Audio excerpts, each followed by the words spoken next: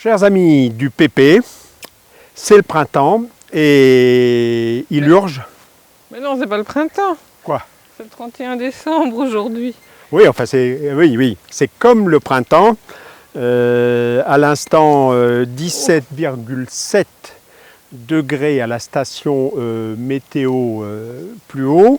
Il est 11 heures. Il est 11 heures et pour un peu, je serai en transpiration. J'aurais dû enlever le pull. Alors,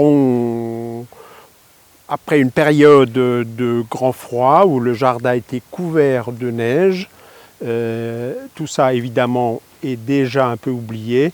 Et donc là, aujourd'hui, vite fait, une petite récolte de mâches, petite récolte, enfin une grande récolte de mâches qui ne sont pas petites non plus.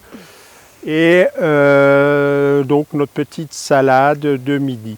Comme la majorité des mâches du potager du paresseux, ce sont des levées spontanées du fait qu'il n'y a jamais de travail du sol et qu'il y aura toujours des mâches qui ne seront pas récoltées chaque printemps.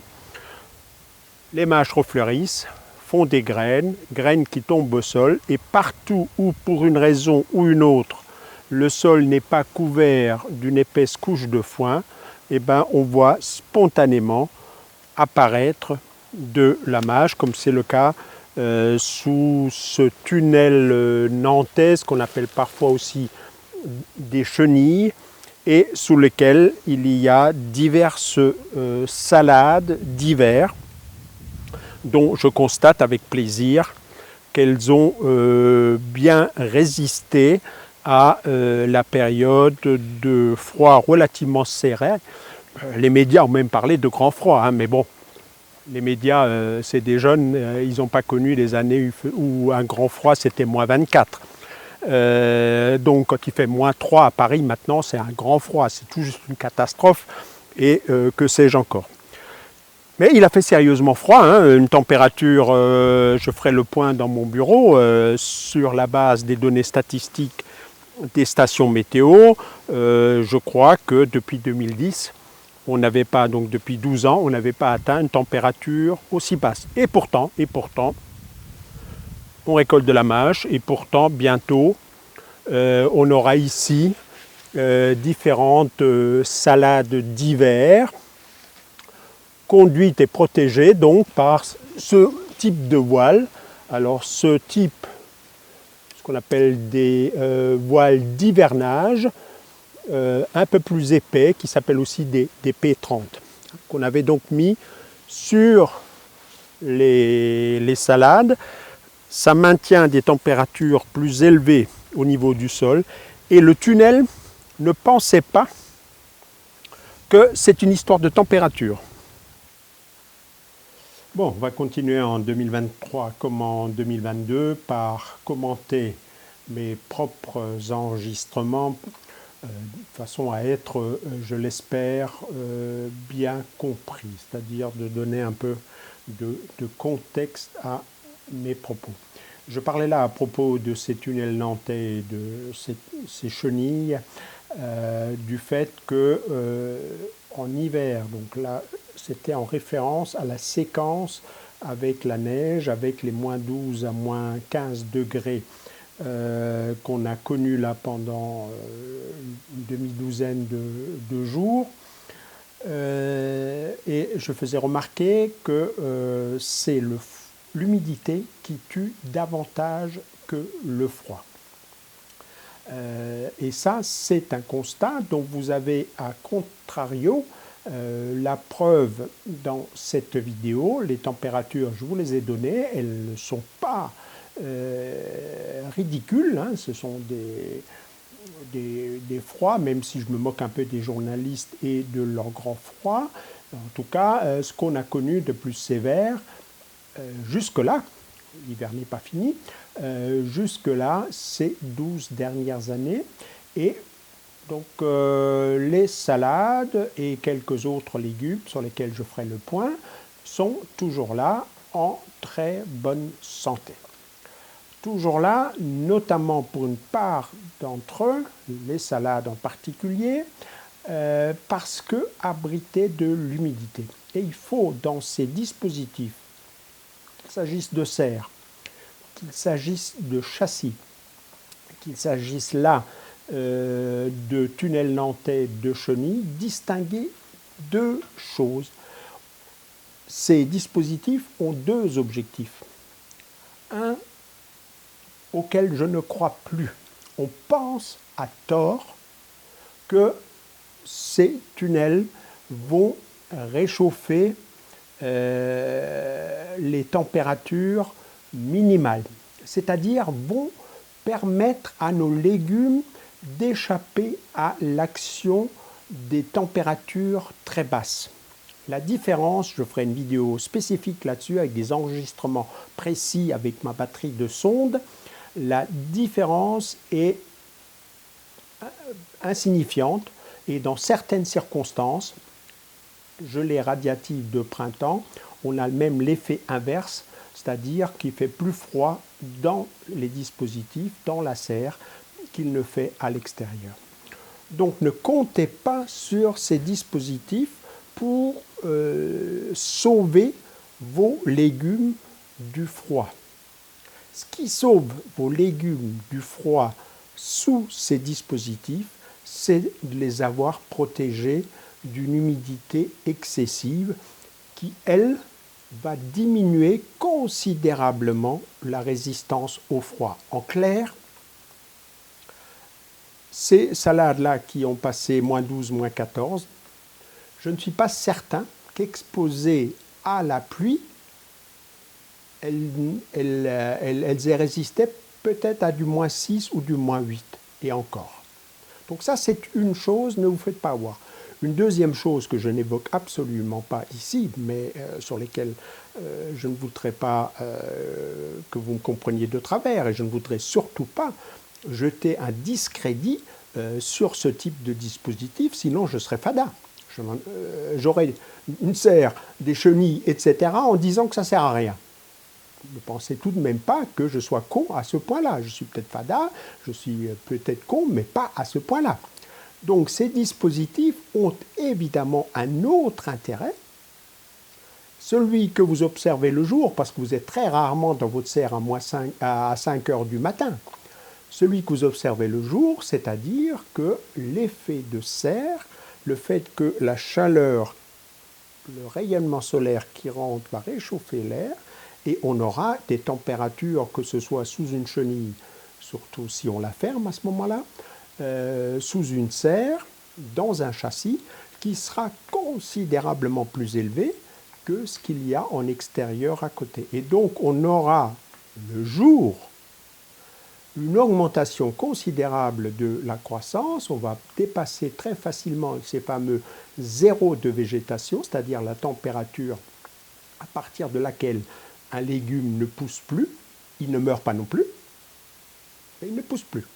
Et donc là, on va franchir ce seuil et obtenir une accélération de la croissance tout à fait significative. Et donc ça, c'est l'intérêt de ces dispositifs.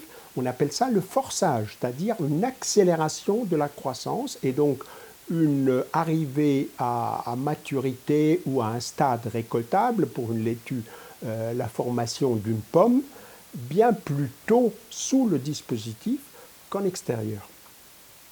Je résume, ça protège guère du grand froid ou de façon marginale, ça protège de l'humidité, ce qui augmente considérablement la résistance des légumes au grand froid. La nuit, au petit matin, c'est là que le crime a lieu, quand vous dormez. Et par ailleurs, par effet de serre, ça accélère considérablement la croissance, c'est le forçage. Voilà, pour que les choses soient claires, là je ne parlais que de la résistance au grand froid au petit matin. D'ailleurs, ils étaient ouverts sur le côté pour permettre une bonne aération. Je vous incrusterai les photos de ce tunnel sous la neige ouvert sur le côté. C'est une question d'humidité. Je renvoie ceux qui l'ont négligé jusque-là je vous renvoie au livre de Wolfgang Palm qui explique très clairement et qui démontre, agronome autrichien spécialisé dans les cultures hivernales, qui démontre que l'hiver, c'est plus l'humidité qui tue les légumes rustiques que le froid lui-même. Et la preuve, donc on a eu des -12 et la mâche est nickel et un certain nombre de salades. Je ne vais pas tout découvrir, mais je vais vous filmer quelques détails et vous verrez que ces salades se portent très bien. En haut, il y a des scaroles qui se portent très bien. Là, il y a des choux qui se portent très bien. Donc on prépare vite fait le repas de midi. Et pour puis demain, pour des amis. Ah oui. Et puis, ce que je voulais vous dire, et ce qui est le but de cette vidéo, c'est de vous dire qu'il urge de semer. Donc dans la foulée, direction la serre. La serre toujours à l'abri de l'eau, protéger les légumes de l'humidité. Et on est en retard cette année. L'an dernier, on avait semé entre Noël et Nouvel An. Je ne sais pas si tu te souviens. Non, je ne me souviens pas. Mais là, c'est vrai que ça démange par cette température. Dire qu'il y a une semaine, un peu plus, peut-être, il faisait -11 la nuit. Donc, oui. Et puis, alors Didier m'a muni d'un micro. C'est nouveau. C'est nouveau. Ouais, on va vers la parité. Le vieux, il a des cheveux gris, mais il n'est pas insensible au discours. Et donc, Laurence a, depuis quelque temps maintenant, un micro. J'ai changé le système avec 2 entrées de micro, ce qui nous permet de dialoguer. Ouais, cela dit, bon, on dialogue, hors caméra. Et cela dit, il est tellement bavard que je ne sais pas si j'arriverai à en placer une de toute l'année, mais on verra bien. Voilà. Qu'est-ce que tu fais là? Je sais pas, mais je sais pas si tu te rends compte, mais les gens ils t'entendent. Tu n'as pas encore l'habitude. Non, j'ai pas l'habitude. En tout cas, ces images sont magnifiques. Je vais filmer les gros plans, je vais chercher la caméra. Semé, effectivement. Allez, encore une ou deux, et on aura un beau saladier à partager avec les amis demain. Au passage, un petit monticule de torricule là. Stock, stock, stock. Il y a de la vie dans ce sol. C'est formidable. Allez, encore une. Elles sont magnifiques. Voilà. Donc 31, hop là, un petit coup de vent. 31 décembre, on va pousser la logique jusqu'au bout. Il est un peu plus de midi. À peu près une vingtaine de degrés au thermomètre. Et voilà, pique-nique à la campagne, même si le vent secoue un peu. La mâche cueillie tout à l'heure, donc cueillie il y a moins d'1 heure, lavée. La voilà donc dans nos assiettes et le fait d'avoir un potager, il y a quelque chose que, évidemment, je n'ai jamais filmé et je n'ai jamais pu filmer, c'est le goût, la saveur, la qualité, la consistance de salade cueillie à 11h30 et qu'on mange à midi.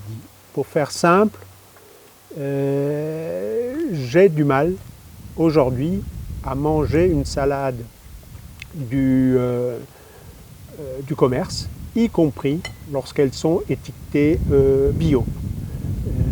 Elles me semblent un peu comme des salades en plastique, des imitations en plastique de salades ou de mâche. Et d'ailleurs, c'est toi qui avais offert, c'était quoi, là où tu travailles, la dame avait fait une dégustation des carottes? Des carottes, tout à fait. Oui, j'avais ramené des carottes du potager et ils ont fait un test un peu à l'aveugle. Enfin, la dame, elle a fait faire un test à son conjoint à l'aveugle avec différentes carottes et du commerce bio. Oui, les nôtres, évidemment, remportaient la palme d'or. Voilà, donc gustatif. C'est quelque chose donc impossible à filmer, mais du fait de cette culture dans un sol vivant, par les organismes vivants, sans pesticides, sans aucun pesticide. Je rappelle toujours que le bio utilise des pesticides, ils sont naturels, mais utilise des pesticides sans aucun engrais. Je rappelle que le bio utilise souvent des engrais quand ils sont naturels. Ça donne des arômes qu'on a du mal à imaginer. Alors on va couper la caméra et on va en profiter de ces arômes. Je vais incruster ça dans la vidéo qu'on a tournée ce matin. Tu veux pas profiter pour souhaiter la bonne année à tes... Ah oui, tu as raison, mais bien sûr. Donc on est le 31 décembre, ça veut dire que la vidéo sera en ligne quelque part début janvier. Et bien évidemment, je vous souhaite une bonne année urbi et orbi, mais surtout une bonne année jardinière, dont évidemment, dans cette situation, le 31 décembre, assis à une table, les pessimistes vont dire aïe aïe aïe, ça va être une catastrophe, on va avoir des canicules à 49,5 et tout va être cramé. C'est une possibilité. Et évidemment, les négationnistes du changement climatique vont s'empresser de dire, je ne sais plus, Noël au balcon, donc on est sous le balcon là, Pâques au tison, et vont dire ça ne prouve rien. Et ils ont raison aussi. Tout le monde a raison, mais enfin moi je prépare quand même et une année caniculaire, une chance sur deux d'en avoir une, et une année catastrophique, pluvieuse, une chance sur 8 d'en avoir une. Et si je veux avoir des légumes, et ben comme je ne suis ni devin, ni gourou, ni Madame Soleil, et que je n'en sais fichtrement rien, je prépare les deux. Oui. Ben, je rejoins là, dans la même idée. Et puis une bonne santé aussi. Voilà, santé, oui, ben ça. En mangeant bien. Je vous souhaite à tous de ne pas avoir de mauvaises surprises de ce côté-là. Alors ici, dans la serre, des plantations faites à l'automne avec diverses variétés. On verra tout à l'heure que j'ai toujours 5, 6, 7 variétés à l'essai. J'ai pour habitude de ne pas faire confiance à ce qu'on écrit, même sur les étiquettes des semences. J'ai en tout cas constaté que la résistance au froid de la plupart des variétés, toujours à condition que ce soit au sec, est incroyablement plus importante que ce que l'on admet généralement. Et tout ce que vous avez ici a supporté des moins 10, moins 11 dans la serre. J'ai toujours mes deux sondes, l'une la grande blanche qui je peux lire directement depuis la maison, donc sans sortir quand il neige, et la seconde qui enregistre que je peux donc exploiter sur mon ordinateur, au ras du sol, au ras du foin, là où se trouvent les légumes. Il fait généralement bien plus froid que ce qu'annoncent les stations météo dont les sondes sont placées en hauteur et sous abri. Et pour l'essentiel, tout a survécu. J'ai quelques manquants, effet tardif des dernières limaces au moment de la mise en place à l'automne et effet d'un oiseau qui avait trouvé le passage sous la porte et qui m'a foutu un bazar dont on voit encore en partie les effets, qui m'a recouvert une partie de ces salades qui du coup parfois ont pourri en dessous. Donc là des frisées, des scaroles frisées, des scaroles normales, des laitues feuilles de chêne, diverses variétés de romaines, des laitues d'hiver. Le mizuna, lui, a souffert, mais comme on peut le voir là, est en train de repartir à partir du cœur. Et ici, une très belle culture de frisée qu'il faut deviner entre ce qui est mon engrais vert favori, ma couverture de sol favorite, le mouron. Donc je ferai une vidéo sur les cultures sous couvert vivant et l'intérêt que ça représente. Il y avait eu ici des levées ou des pousses spontanées de pommes de terre, ici quelques tomates de ci, de là, à partir de graines qui étaient tombées, enfin de tomates qui étaient tombées au sol et qui ont eu la très mauvaise idée, n'étant pas dormantes ou n'étant pas toutes dormantes, de lever à l'automne et qui étaient donc vouées à une mort certaine. Ici, vous retrouvez des restes d'un gingembre, le gingembre Miyoga, qui lui aussi a été décimé dans sa partie aérienne par le froid, mais dont, j'espère, en tout cas c'est ce qui s'est passé l'an dernier, les rhizomes ont survécu dans le sol et vont normalement repartir au printemps dès que les conditions seront meilleures. Là-bas des fraisiers qui ont encore une partie de leurs feuilles, une partie des feuilles a jauni. Là aussi, un peu d'ordre à remettre. Dernière information qui est peut-être très intéressante, sur mon terrain en pente ici, si j'ai mis en place les gouttes à gouttes pour, pour irriguer le sol qui était totalement desséché à la sortie de l'hiver, à la sortie de l'été, pardon, je n'arrosais plus du tout puisque ça aurait été un gaspillage d'eau dans une telle structure avec l'été qu'on a connu. Donc dès que les pluies sont revenues en septembre, j'ai beaucoup irrigué pour que le sol redevienne humide, pour que l'activité des organismes du sol se remette en marche. Mais après la plantation, dans un sol humide de ces laitues, j'ai coupé l'irrigation et donc depuis sans doute, je ne me souviens plus des dates exactes, mais depuis sans doute mi-novembre, il n'y a eu aucun arrosage. Pour ceux que ça intéresse, revenez à une vidéo que j'ai faite cet été, Histoire d'eau. Je crois que c'est la numéro 2 dans laquelle je parle d'évapotranspiration potentielle. Et bien l'hiver, évapotranspiration potentielle quasi nulle dans une structure fermée qui au contraire dégouline. Donc toute l'eau qui s'évapore, comme les portes sont fermées, se condense sur les parois et retombe. Et donc on a une consommation d'eau quasi nulle et malgré tout des légumes qui poussent lentement, très lentement, pour une raison évidente.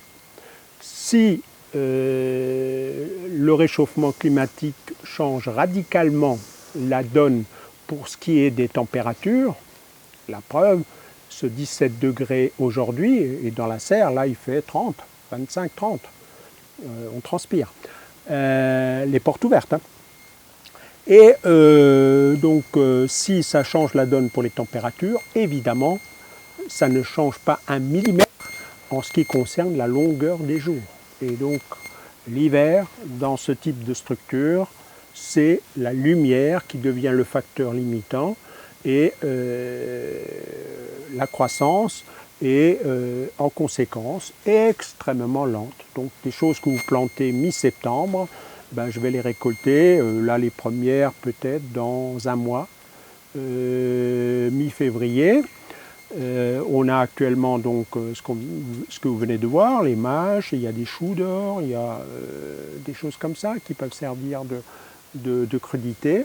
Et le semis qu'on va faire là va mettre un peu de temps à démarrer, jour court, et dès que à partir de mi-février les journées vont s'allonger, ça va exploser et très vite on aura pléthore de salade.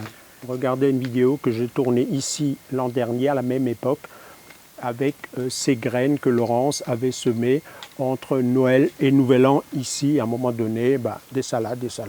D'ailleurs, on ne les a pas toutes mangées. Certaines sont montées en graines, d'autres ont servi de paillage. Alors de ce côté-ci, on a quelques informations tout à fait intéressantes sur la distinction que je fais souvent et qui semble un peu dérouter certains jardiniers entre ce que j'appelle des chochottes et les légumes rustiques.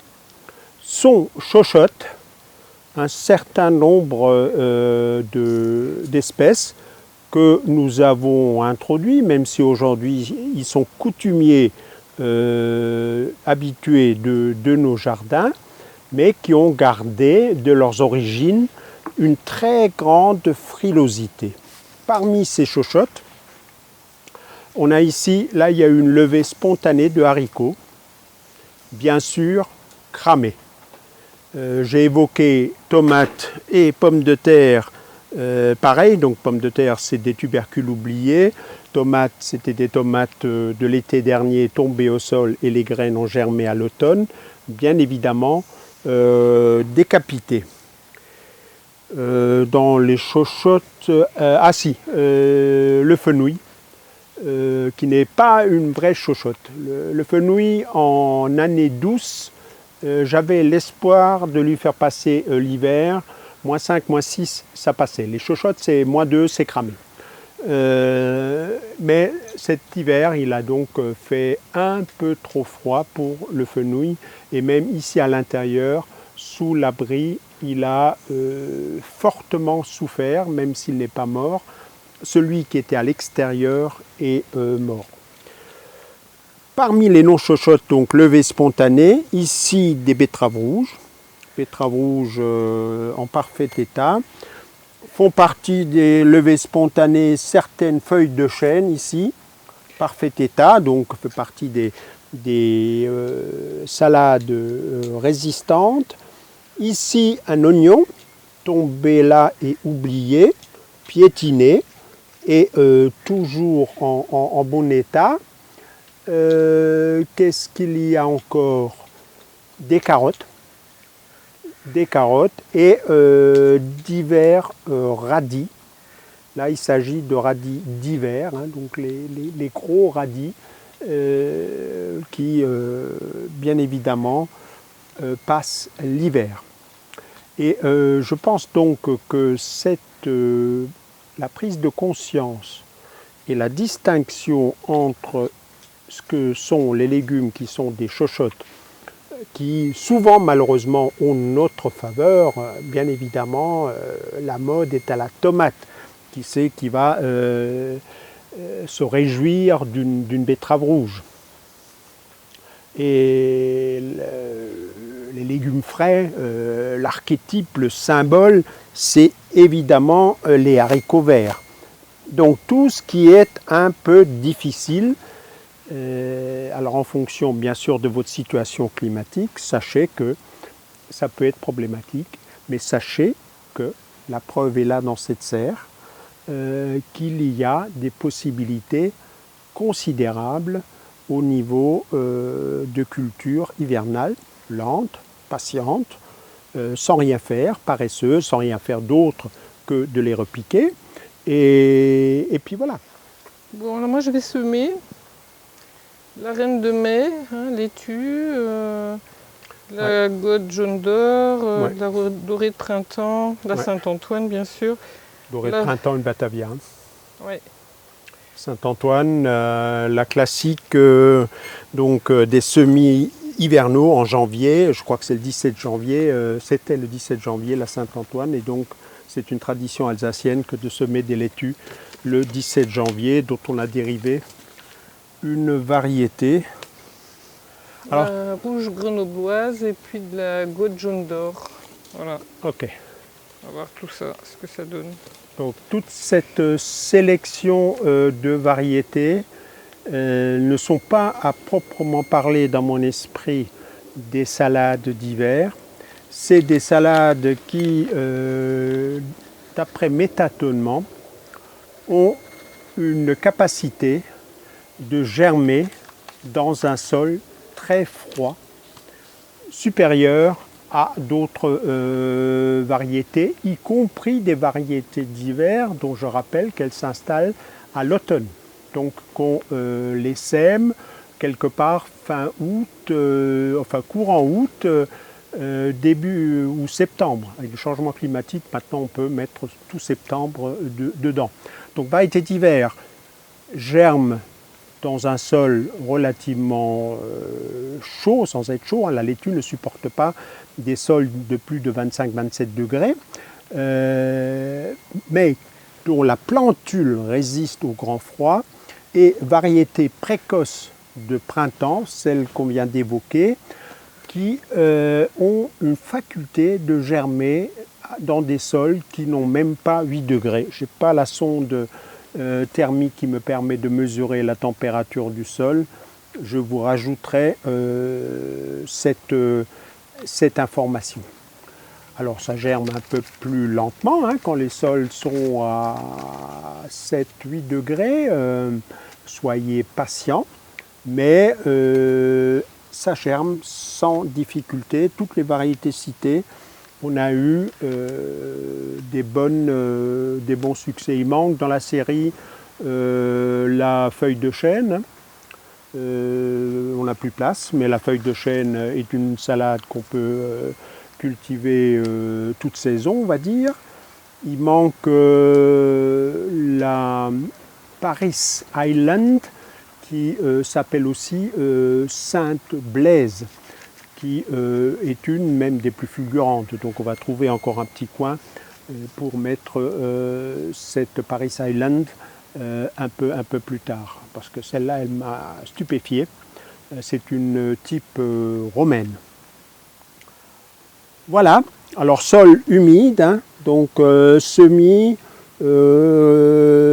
gratouillis pour mélanger un peu, mais sachez que la plupart des laitues ont besoin de lumière pour germer. Donc n'enterrez jamais vos graines de laitue en saison sèche. Le mieux c'est de les semer, de piétiner. Là évidemment ce serait fatal puisqu'on ferait un béton hein, qui empêcherait la sortie des plantules, mais laissez les graines très en surface, voire en surface.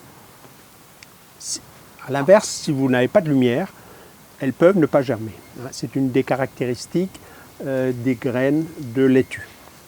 Bon, j'ai recouvert très légèrement. Tu as recouvert très légèrement, donc tu vraiment doigt de femme, doigt de fée quoi. Hein. Doigt de femme. Donc, et puis puisqu'on est là, j'avais énuméré quelques résistantes au froid, des petits pois hein, qui ont traversé la période, qui ont été piétinés, hein, dégagés. C'était des graines tombées au sol, venues spontanément. Quoi. Mais on peut tout à fait, et si on trouve un peu de place, mais si ce n'est pas à l'intérieur, peut-être à l'extérieur, très prochainement, ces prochains jours, semer les petits pois. Petit pois craint la chaleur, craint la sécheresse, donc craint peu le froid. Donc le petit pois, c'est maintenant. Dans le midi, c'est déjà un peu tard. Donc à un de ces jours, on verra les résultats. Alors, comme souvent, je pense que vous avez le même problème que moi, vous avez des sachets de graines ouverts, utilisés l'an dernier, utilisés l'année d'avant, sur lesquels il y a une date. Ne vous y fiez pas trop. Non pas que les marchands de graines vous trompent, c'est tout simplement qu'une fois que le sachet est ouvert,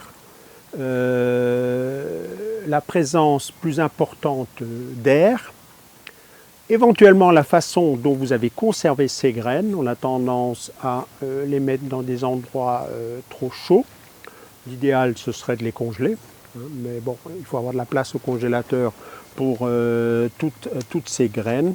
Et donc très souvent, même avant cette date, pour des raisons de mauvaise conservation, donc température trop élevée, présence d'air, Et sachez donc que l'utilisation des sachets en papier, etc., n'est pas une bonne solution. C'est une des manies que je vois sur les réseaux sociaux parmi les néo-jardiniers, c'est une catastrophe. Vous regarderez que tous les marchands quasiment tous les marchands de graines, quand ils utilisent comme cette marque que vous reconnaissez de l'emballage carton pour faire plus écolo, mettent les graines dans des petits sachets à l'intérieur qui ont une fine pellicule de plastique pour les rendre étanches. Tout semencier sérieux, alors c'est soit du papier plastifié vers l'intérieur, soit des fois de l'aluminium, une mince pellicule d'aluminium. L'objectif est très simple, mettre la graine en état de vie ralenti en l'empêchant d'être au contact de trop d'oxygène. Elle en a un tout petit peu dans son sachet, c'est largement suffisant pour 4, 5, 6, 7, 8 ans de vie ralentie. Dès que vous mettez de l'oxygène, la vie s'accélère. Si vous mettez de l'oxygène et de l'humidité, ça s'accélère encore. Et si vous mettez de l'oxygène, de l'humidité et des températures de 12, 14, 16 degrés, et bien là, bien que restant graine, ça fonctionne à l'intérieur et ça brûle les réserves. Donc voilà, froid, congélation éventuellement, sec et sachets les plus étanches possibles. Donc moi je les replie toujours, 2-3 plis, et je mets une agrafe pour essayer de faire durer ces semences le plus longtemps possible une fois qu'on a ouvert les sachets.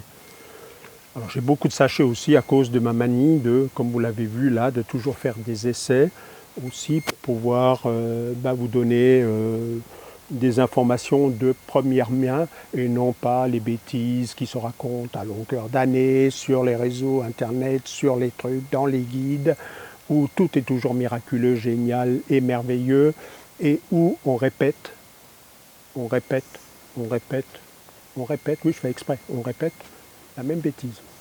Attention, marche pas sur mon radis de Noël. Ouais, mais j'ai chaud. Alors, je vais quand même m'arrêter ici, à l'entrée de la serre, l'endroit le plus piétiné qui soit, parce que j'ai trouvé là donc un radis. Voilà. Et pour ceux qui ne le savent pas, mais l'introduction de mon 3e livre sur le changement climatique s'appelle Des radis à Noël. Alors cette année, dans la serre, j'ai raté mes radis de Noël pour une raison très simple. J'ai oublié de les semer. J'en ai quelques-uns à l'extérieur, dont la majorité m'ont été bouffés par les limaces, donc je ne sais pas si ce sera très probant, mais au moins ce radis-là, vous me créditerez qu'il serait, là il est un peu mou parce qu'on l'a écrasé, on a marché dessus, mais sinon il serait mangeable. Bon, il était prévu que je rajoute quelques petits inserts. Je voulais faire le point, mais je le ferai séparément sur ces histoires de sachets ouverts et puis comment savoir est-ce qu'on peut encore les utiliser ou pas. Je connais maintenant mon gros défaut qui est de mettre au frigo, donc je vais balancer la vidéo telle qu'elle est. Dans un certain nombre, parmi un certain nombre de ces salades que vous avez vues, là aussi je ferai un point sur des variétés qui ne sont pas nécessairement des variétés connues, anciennes. Je m'expliquerai quel est l'intérêt d'un certain nombre d'améliorations ou de créations récentes pour ces cultures sous abri divers, notamment des sélections au niveau de la résistance à une forme de pourriture, le brémia, entre autres, il y a d'autres maladies, mais ces pourritures des salades dans un environnement humide tel qu'une serre fermée. Donc sont apparues une ribambelle de variétés plus adaptées à ce mode de culture très utilisé par les professionnels, et je trouve tout à fait dommage que les jardiniers amateurs s'égarent avec des variétés, on va dire, standards. Comme tout ce qui est standard, c'est pas très spécialisé dans l'un ou l'autre domaine. Donc je reviendrai, il y a de la Kira, de la Kitsch, de la Zoumaï, de la Kiela, etc. J'ai retrouvé mon carnet entre-temps. Au niveau des laitues d'hiver, qu'à un moment donné, je vous ai montré sans filmer les détails, et où on est passé très très vite sur les noms, ou même là, parce que j'ai retourné la séquence, il y a eu un bug, dans cette séquence que je viens de monter, je ne les ai même pas nommés. Il s'agit de merveilles d'hiver, il s'agit de Winterkönig, il s'agit de Neusiedler Gelber Winter et il s'agit de Nansens Nordpol. Toutes ces variétés d'hiver, donc sur la partie gauche en entrant dans ma serre, la première moitié, Laurence a poursuivi, les rangées ont été semées en plaques le 9 octobre pour vous donner des repères, et puis repiquées plus tard. J'ai pas noté la date de ces semis. Dans les tunnels de ces repiquages, pardon, dans les tunnels nantais, hein, donc dans les chenilles que je vous ai montré, il y avait de la rouge grenobloise que vous avez peut-être reconnue, et des scaroles géantes maraîchères, donc, qui est une variété relativement connue, mais dont une race, la race Salanka, est plus particulièrement résistante au froid. Donc une race, c'est on va dire une sursélection sur une variété déjà connue. Les frisés, je ne connais pas leur, comment dire, leur pédigré. Ce sont des levées spontanées. C'est les mêmes que celles qu'on a vues dans la serre. Tout simplement des frisés que j'avais suspendus, les graines, pour sécher et ramasser les graines. Des graines sont tombées par terre. Et ça m'a donné toute cette production que vous venez de voir. Voilà, je crois que c'est tout ce qu'on a. Oui. Donc, après, sur les autres, il y a des mélanges un peu fourre-tout. J'ai malheureusement pas noté ce qui a été semé par la suite. Voilà, je vais boucler ça, mettre en ligne, parce que sinon, peut-être que ça traînera dans les disques durs jusqu'en 2027. Ciao, et à très bientôt, puisque j'ai encore plein de choses à vous montrer, notamment le tour du potager avec l'impact qu'a eu cette période de froid, donc qui nous permet de savoir qu'est-ce qu'il est raisonnable de cultiver en hiver, qu'est-ce qui résiste à des moins, on a vu la moins 14,7, mais on va dire avec un peu de marge, à des moins 12, tantôt sous voile ou sous tunnel, tantôt à nu. Donc ce sera un point précis, complémentaire de ce qu'on a vu là dans la serre. Et puis la question, oui, des semences, comment est-ce que je fais? Ah oui, j'ai oublié de vous donner la liste que Laurence a un peu énumérée, mais sans trop s'appesantir. Donc on a semé de la laitue reine de mai de pleine terre. Attention, il y a deux reines de mai. Il y a la reine de mai de pleine terre qui est plus résistante au froid et plus indiquée pour l'usage que j'en fais là, c'est-à-dire des laitues très précoces pour prendre le deuxième rideau.